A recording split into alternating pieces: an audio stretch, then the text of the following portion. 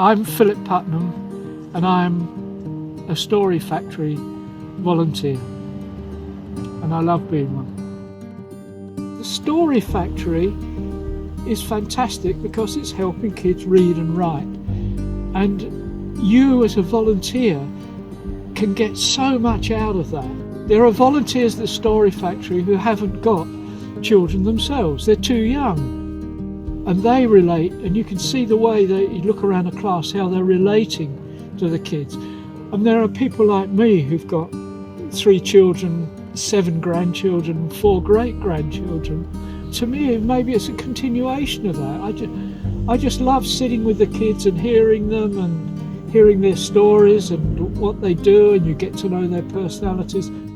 If you're working one-on-one with a child, in a sense you're mentoring that child because their well-being in your presence, how much work they do, how much they enjoy themselves. You're helping them read and write and hoping that over a term you do see an improvement. I think if you ask heartwarming events at the Story Factory, I think you get one a week.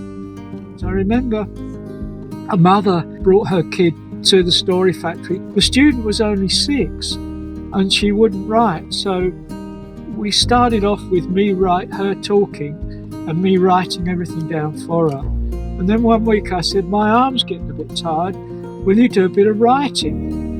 And she started writing and she didn't stop. It was it was surprising and amazing even to me. But I got a lovely note from her mum saying, she started writing. She just needed somebody outside the family to help her to write. I think people underestimate just how much kids will read and write if they're encouraged to do so. Jarjum is indigenous kids from all over Australia. The thing about Jarjum, of course, for a volunteer, is it's a much smaller school. You're mentoring them, that you get. So over about 3 or 4 years, you see a person grow up.